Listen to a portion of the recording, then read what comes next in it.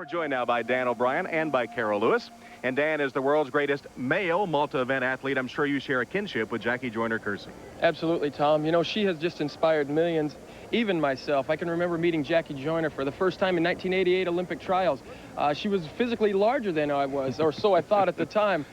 She really got me focused and headed in the right direction. She gave the multi-events real validity. I didn't make the team that year, but I left thinking, you know, I want to be a male Jackie Joyner in the fact that she rules the multi-events and the single events as well. Well, I think you realized your dream.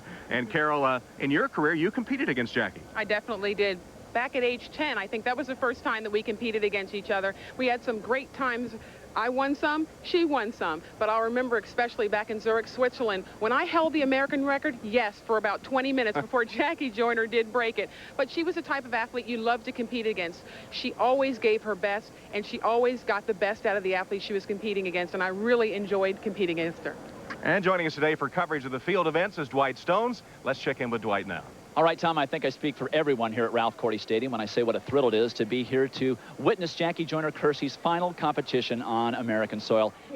As Jackie Joyner Kersee talks to some of her hometown fans, time for some memories. Missing a heptathlon gold medal by only 5 points at the 1984 Olympics, Jackie went to Seoul determined not to be denied.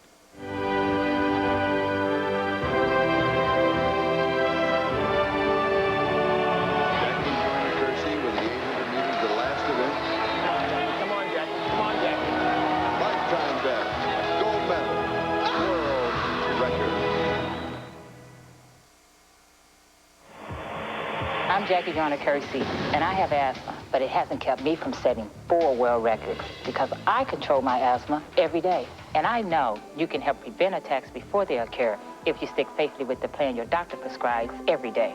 Never let those good days with no symptoms fool you into thinking you can slack off and get away with it. For the latest ways to control your asthma, contact the Asthma Control Program from Glaxo Wellcome. I don't let asthma control my life, and you don't have to let it control yours either. Time for another look back at Jackie Joyner Kersee's career at the '92 Olympics in Barcelona. She was the favorite to win her second heptathlon gold medal.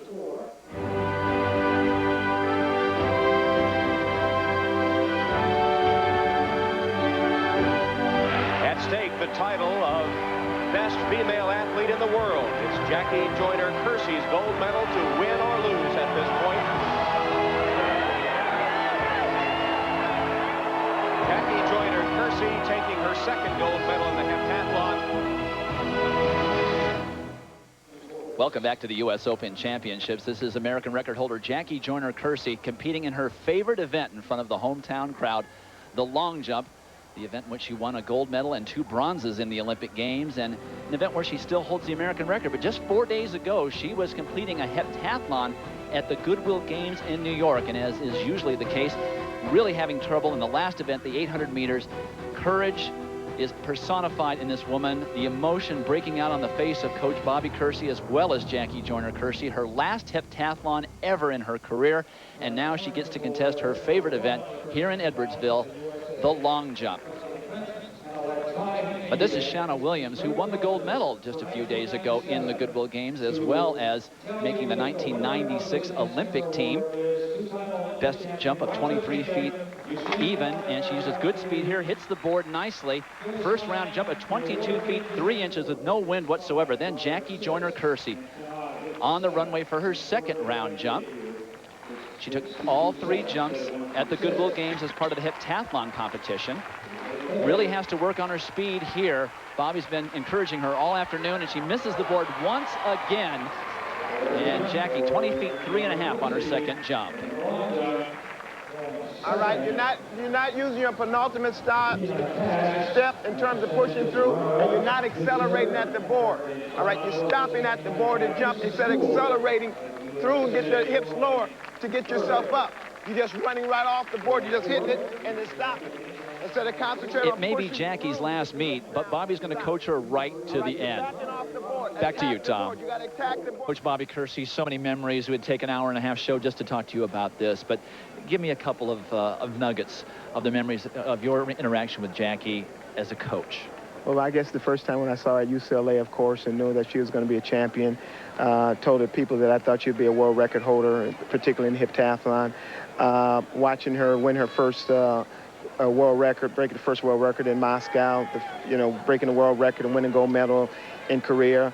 The Olympic Festival here, and now, of course, be able to, like Michael Jordan said, he wanted to finish at home when he won his championship. Jackie's got an opportunity to finish at home, and that's what makes it feel so great. Well, you summed that up very nicely, Bob. Good to visit with you. Let's go back to Tom Hammond. Well, throughout her career, Jackie Joyner Kersee was driven by her husband and coach, Bobby Kersee. But at the Atlanta Olympic heptathlon, as Jackie struggled with injury, it was Bobby, the husband, who made a tough call. Something happened the first time in my career with Jackie. Her husband stood up and said, no, that's enough. I've watched you for 12 years, give everything you got, and, I'm no longer going to allow you to do this. Can she return for long jump later in the competition? Do a pop again, and when you're coming off, you're stopping yourself. Get everything going. You get to the board and you're just leaving it there instead of taking it up. Driving that right arm through, getting that left knee to come through, getting the chest up, the head back. Same thing she was doing at the Goodwill Games, having an awful lot of trouble getting her technique together on the runway as well as her speed. But she's exhausted from that heptathlon competition on Tuesday and Wednesday in New York. It was very hot and humid there. A lot of difficulty with the wind, but Bobby gives her no quarter whatsoever, and she takes none.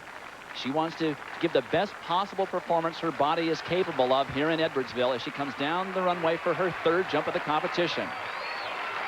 And misses the board once again, so she's not moving that step up. Not an improvement for Jackie in the third round. So we'll have to see if she's able to make those adjustments. Jackie on the runway for her sixth jump, still sixth overall. Her last competitive effort in the Olympic Games. Jackie Joyner Kersee doesn't win the gold, but she does medal. What a trooper. Her place in history as one of the greatest female athletes in the world is certainly secure. Most people are aware of Jackie Joyner Kersee's stellar athletic accomplishments, but not many are aware of just how far she's come. To be able to go back home and to finish my career is one of the greatest feelings in the world.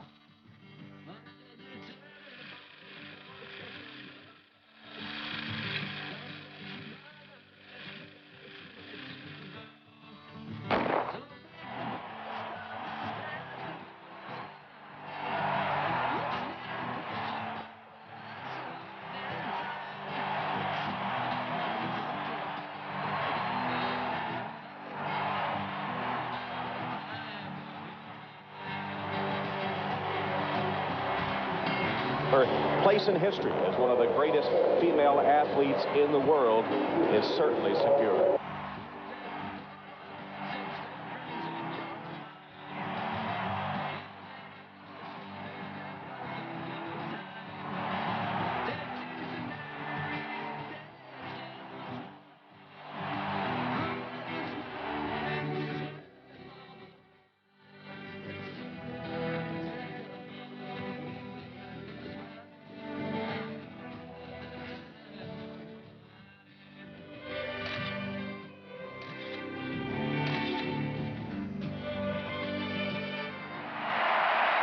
For some, an Olympic gold is a momentary peak. For others, it's a complete surprise. In the case of Jackie Joyner Kersee, an affirmation of sustained excellence.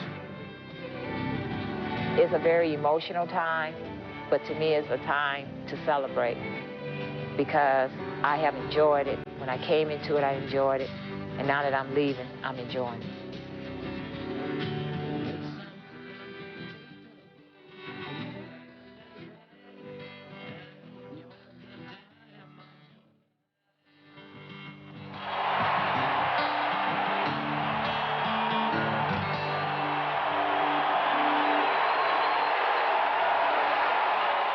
Some of the great moments of Jackie Joyner Kersee's life as she steps onto the runway for her fifth round jump. Rhythmic clapping in the background This near-capacity crowd in Edwardsville, Illinois, encouraging her down the runway. And she still has not touched the board in this entire competition. A little bit of an improvement, 20 feet, 9 1/4. Get on the board and just think all lift. Throw everything up and back and just concentrate on holding. But move yourself up, all right? You're not going to get anything unless you get off that board, so get on that board.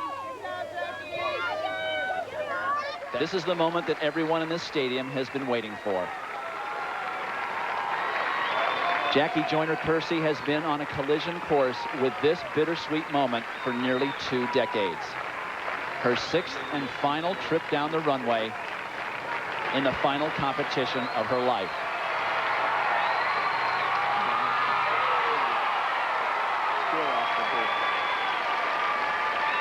A slight improvement to 20 feet, 11 3/4. She will finish 6th. Shana Williams will win the competition, but this day is for Jackie Joyner Kersee. She's never satisfied, even though she knows she gave 100%. That's it. Good job.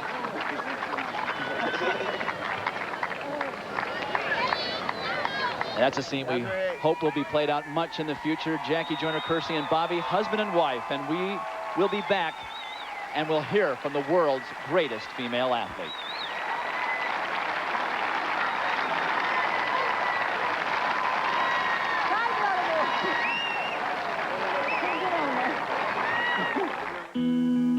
Our house was on Pickett Street, across from a liquor store and a pool hall. But it was also near a recreation center where Mr. Fennoy was a volunteer. I always knew I could run fast, but without Mr. Fennoy, I would have never known I could run so far. Every kid deserves an opportunity to play, but not every kid has one. To learn how you can help, call 1-800-929-PLAY. I'm Jackie Joyner Kersee, and I have asthma, something I have to live with both on and off the track. It took a trip to the emergency room to teach me that just treating attacks is not controlling asthma. This condition is with you every day, symptoms or not. So I manage my asthma every day, symptoms or not. Sticking with the plan your doctor prescribes is the only way to help prevent attacks before they occur. For the latest ways to control your asthma, contact the Asthma Control Program from Lacena Golding. Get with the program, stick with the program. Coming up next on NBC, final round coverage of the U.S. Senior Open from the Riviera Country Club in Pacific Palisades, California. U.S. Senior Open coming up next. And there it is, the final jump on American soil of Jackie Joyner Kersee's brilliant career. She was named for a First Lady. She is the First Lady of track and field. Jackie is with Dwight. Jackie, everybody in the stadium, including you, knew this day had to come at some point in time. Through your early days at UCLA, your World Championships, Olympic Games, everything. It's finally here. What are your thoughts? My thoughts are, I hate for it to be over, but I knew this day had to come, and I just feel really happy for the fans and everyone that came out, not only to support me, but to see the other athletes too, and it's pretty emotional for me. I know it was important for you to have a heptathlon in the States, have this long jump in the States. They were both so close together. Are you glad you did it the way you did it? Yes, I'm glad. I have no regrets. I really love to being able to pull off a victory here tonight, but it wasn't meant to be, and not to take anything away from the other jumpers. But it's tough. It's tough for me to, handle this, because I guess in my favorite event, I'm saying goodbye. Of all the great moments you've had, can you single out one moment that stands out the best? I don't have one moment, because there's been several. Being the first woman to score over 7,000 to bring a lot of recognition to the heptathlon, winning the gold medals and breaking the world records. But probably pulling off, the bronze medal in the '96 Olympic Games on American soil. Well, on a personal note, I got to compete while you were competing, and I've got to cover you and watch you for 10 years. There's no secret that you're my favorite athlete ever. It's been an absolute privilege to watch you, and I'm hoping that you'll be able to continue to be active in the sport, but that you'll just keep giving back to human beings like you always have. Thanks so much for the great memories. Thank you. And certainly, Dwight, we all agree, as today marked the end of one phase of Jackie's life, but the beginning of another. And is there any doubt she will always excel? Her whole life has been about accomplishment and overcoming hardship. After a childhood filled with poverty, losing her mother prematurely, and controlling her asthma, nothing is beyond her reach. Just as we'll tell our grandchildren that we saw Michael Jordan, the world's greatest basketball player of all time, perform, when the conversation turns to female athletes, we'll say, yes, we saw JJK, the greatest ever. Inspired early in her career by the great Wilma Rudolph, Jackie now stands as an inspiration for a whole new generation of athletes. One of those is Marion Jones, another former basketball player whose exploits may someday rival those of her role model. Yes, she was the greatest ever, but there's more to Jackie's legacy. It's about Jackie the person. You get your first idea that she's something special by the way the other competitors treat her. When someone beats you year after year, it's only natural to feel resentment, but there seemed to be none. Jackie's rivals on the field were still friends, and she never failed to compliment and encourage them. It was mutual respect. In an age where it seems professional athletes give us daily a new reason not to admire them, Jackie has always been someone to believe in. The way she overcame adversity, her never-give-up attitude, her dignity, her kindness, and her smile. Ah, yes, that smile. More than any athletic event, it will be that smile which remains with me. Through the best of times and the worst of times, always the heart of a lion, the innocent smile of a child. With all her fabulous success, she never lost sight of her roots. And as we bid farewell to Jackie's competitive athletic career, today she had a chance to say goodbye to the hometown fans who were never far from her heart.